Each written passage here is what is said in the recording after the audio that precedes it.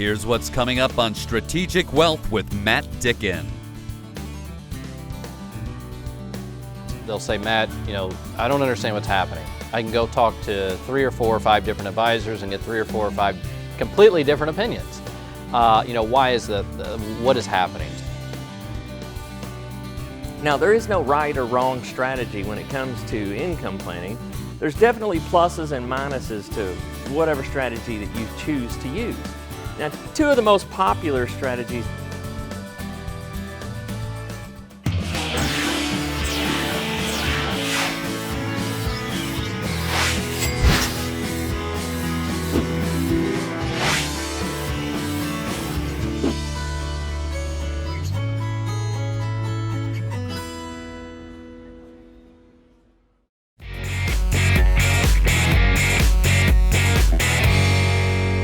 This segment I want to talk about the different income strategies that are out there and available for you to use in your retirement.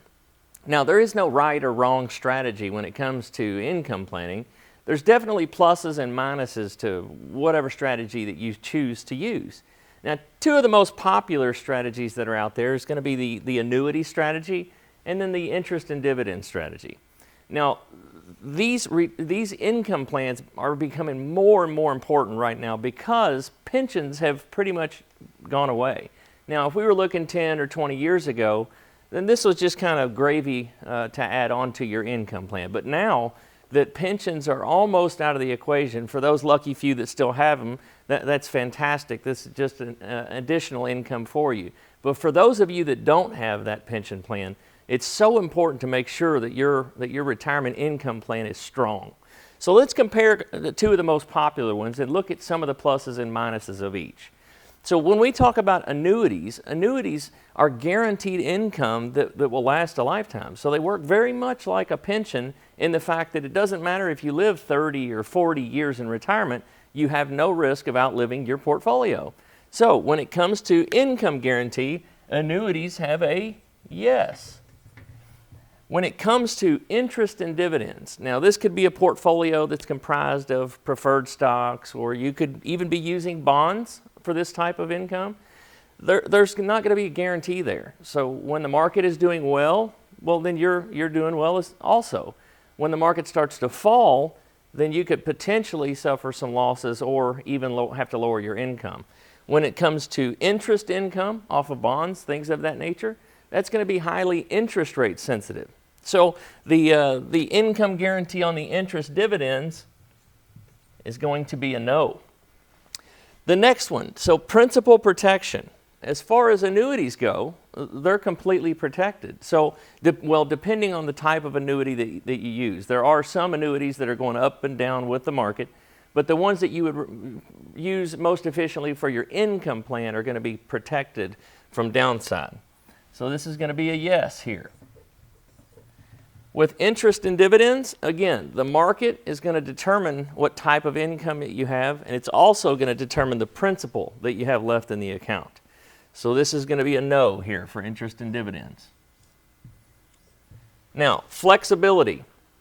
When you set up an annuity and you start taking an income from that annuity, well, you're pretty much locked into that income for the rest of your life.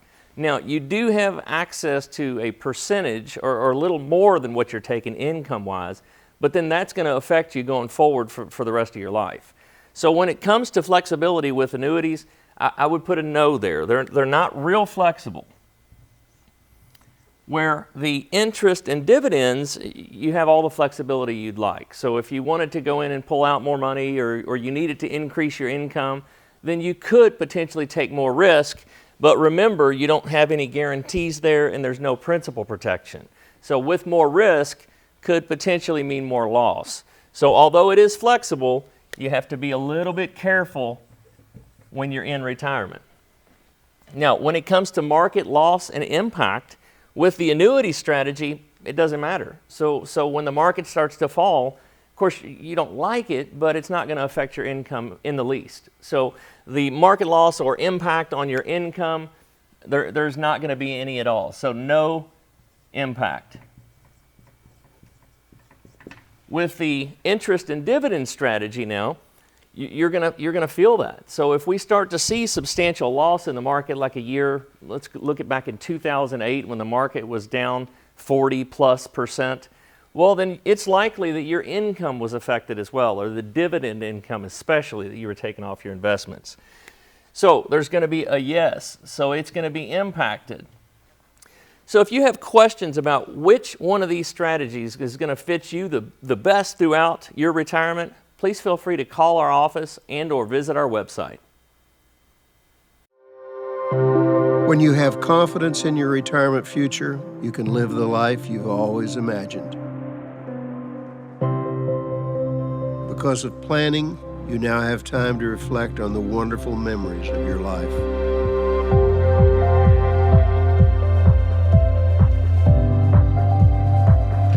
You and your spouse finally have the luxury of leisure time together.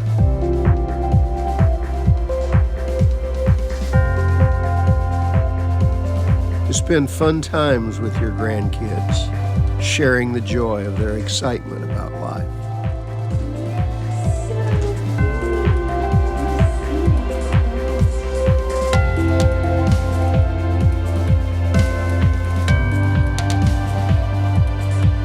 Smiling at the thought of quality time with your children and of picking up the check.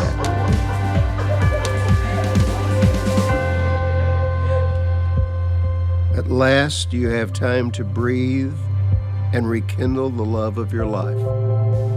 Why? Because you imagined what could be. You planned for retirement. So today, you own your future. Imagine what's next. Plan today, own tomorrow. Call Strategic Wealth Designers, 502-653-6080.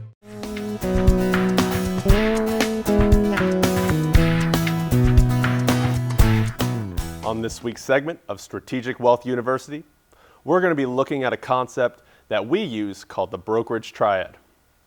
Now, what is the brokerage triad?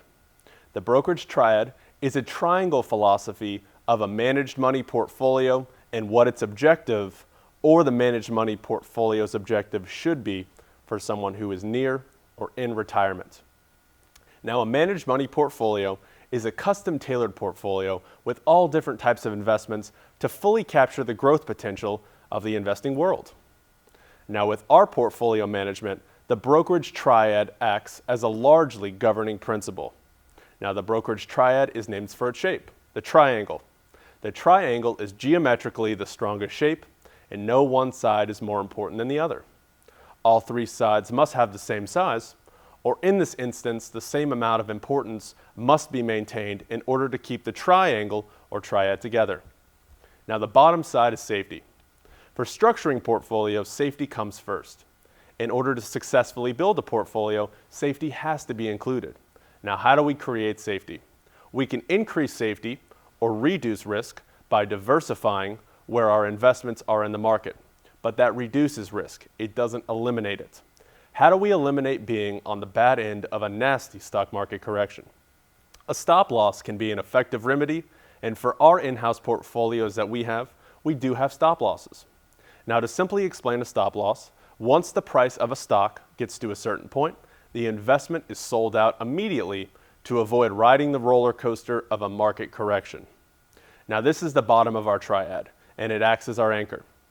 The second part of our triad is growth. Everyone wants growth, but where does growth come from? Now, growth, based on history and back testing that we as a firm have done vigorously, comes from equities or stocks. No other country or stock market index has performed as well as the United States.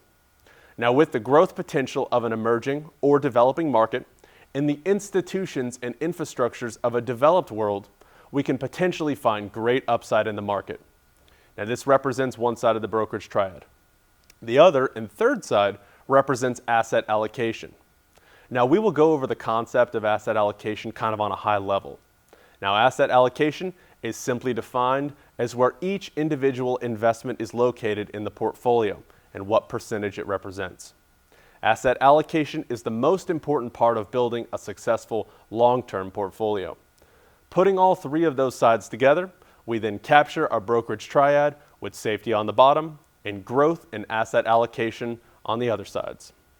Now, while the sides of the triangle are important for building the foundation, the inside is just as important.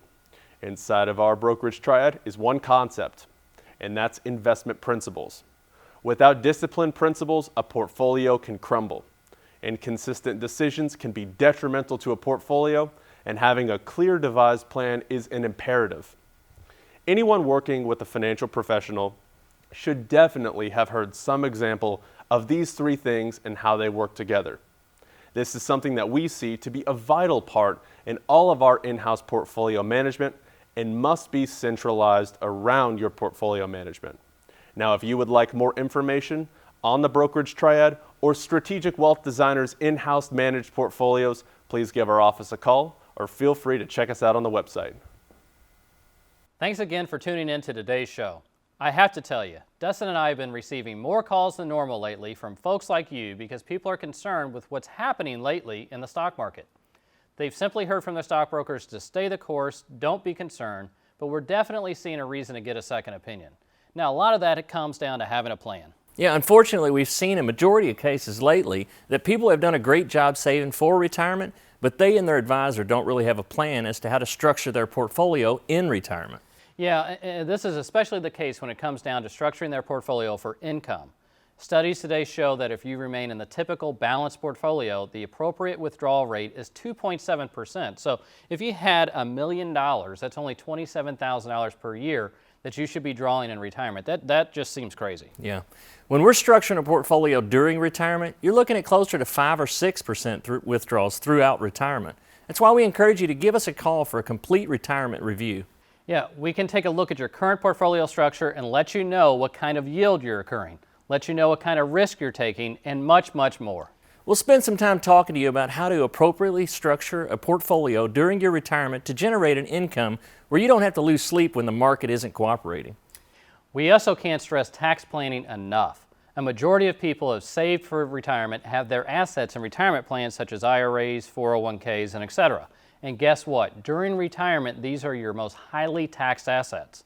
So we feel that it is our responsibility for our clients to find the best strategies to withdraw those funds at the lowest possible rate, or when the right opportunity rises, to shift those funds over to a tax-free asset. So again, we welcome you to give us a call for a free, no-obligation visit for your complete retirement review. We look forward to sitting down with you soon. You made it. Years of hard work, investing, planning, and now you're here. The long-awaited reward you spent a lifetime looking forward to. But what now? After years of growing a nest egg, now you may want to manage it. Use it to fund your dreams. Make it last as long as you need it. And leave some for those you love. So what do? Wall Street continues to be uncertain, and some conservative options have dropped through the floor. How do you maintain opportunities for growth and reduce risk of loss from market changes? That's where we come in. We are financial professionals. From investments and insurance products to tax reduction strategies and guaranteed retirement income you cannot outlive, provided by the claims-paying ability of insurance companies. You've worked a lifetime to get here. Let us help you enjoy it to the fullest. For an informational guide entitled 10 Things to Know About Retirement Income, simply contact us today.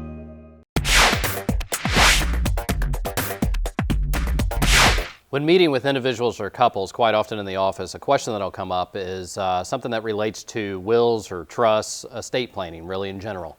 And although we are not estate planning attorneys, we know enough to be helpful. We have, as a firm, estate planning attorneys that we can refer our clients or potential clients to get expert advice. But there are a few general recommendations that I typically make. You know, in my opinion, not everybody needs to have a trust. A lot of times it makes sense to establish that. It really depends on what your goals and objectives are.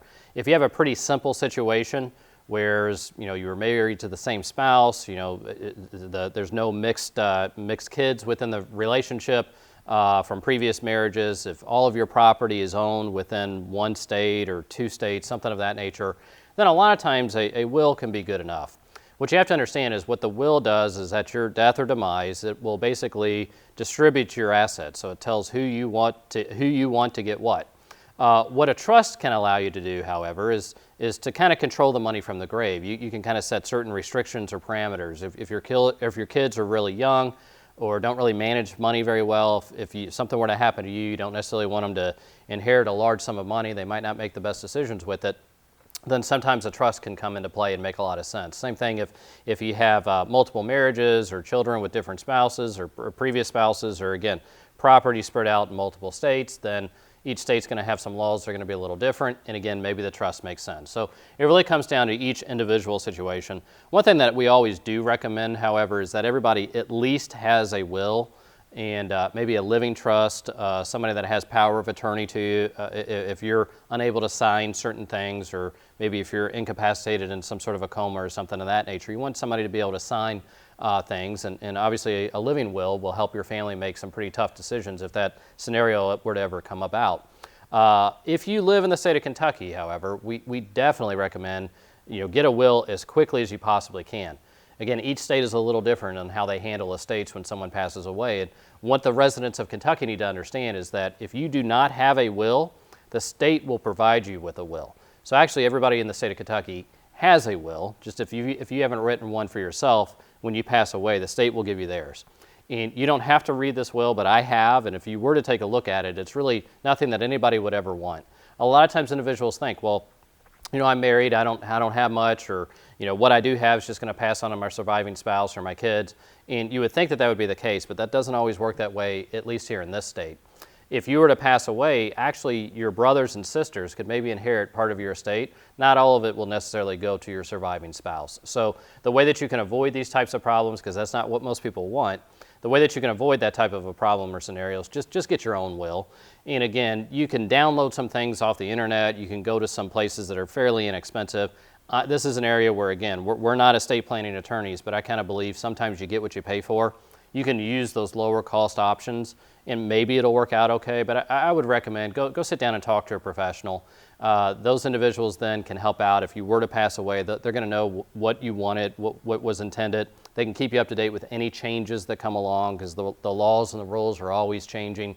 Some of those online services, they're not going to keep you up to date. If you want to try it, by all means you can, but I would recommend talking to a true professional. And again, if you need a reference or referral to someone that you could talk to, we have different estate planning attorneys that for years have done a very good job for our clients. We'd be happy to get you in contact with one of them. You're on the back nine heading for the clubhouse. Your dreams of spending time with family and enjoying retirement are just within reach. What happens if you end up in the rough? In these uncertain times, it's crucial to be prepared with sound advice. Strategic Wealth Designers is one of Kentucky's premier retirement planning specialists. For a complimentary consultation, call 1-502-653-6080. Strategic Wealth Designers. Plan to retire well. Probably around 11 years old or maybe 12 years old. I went to my parents one day and I was kind of confused. I had two different friends whose fathers pretty much had the same job. And when I went to my one friend's house, they never seemed to have any stress when it came to their finances. Pretty much money was never an issue. When I would spend time at my other friend's house, however, it seemed like money was always an issue. If an emergency came up, you wouldn't necessarily have the money to pay for those emergencies when they came up. And I was really confused by this, so I said, what's going on? And my parents told me, they said, well, Matthew, probably what's happening is the one family kind of budgets and plans and saves, whereas the other family doesn't really follow a budget and they're kind of spending everything that they have. And I said, well, I've got an idea to help the family that doesn't budget, plan, and save. What I'm going to do is I'm going to start a company. What they can do is send their paychecks to my company. I'm going to pay their bills for them. I'm going to set a little money aside in savings. And my parents kind of politely looked at me and they smiled and they said, Matt, I don't think anybody's going to turn over their finances to a 12-year-old. But I basically at that point said, well, okay, well then that's what I want to do. Over the years, we've been working really hard to put together a great team. Michael Jordan said it best, that a strong player will win a game, but a team is who's going to win a championship. What I've done is I've surrounded myself with a great support staff and a few additional financial advisors. I think everyone at Strategic Wealth Designers really takes pride in what they do. And here at Strategic Wealth Designers, We do really meaningful work and we truly believe that. we have a championship team. Clients are attracted to Strategic Wealth Designers because we do look out for their best interest. We are not a cookie cutter in any sense of the word. Our history in Louisville, we've been around since 1997. Clients are looking for guidance to get a second opinion from somebody that they really feel like that they can trust. We've done the radio show, we've got a TV show. And we're on every single week. Welcome to this week's show. But if we take a look at money over time, stock market rises where we look to take advantage of the upswings in the market, but not it really gives our viewers an opportunity to get to know myself and the firm and what it is that we do to try and help those that are looking for a way to have a successful, secure retirement. Our biggest focus is to make it a stress-free, relaxing experience for a client. You've worked your entire life, you've probably sacrificed, you had a family, you did things for your career, and now it's really your time. Let us take the burden and allow you to enjoy your retirement. We help those that are retired or soon to be retired transition their retirement nest egg into a system to where they can have guaranteed income for life so they never have to worry about running out of money. At Strategic Wealth Designers, that's what we do.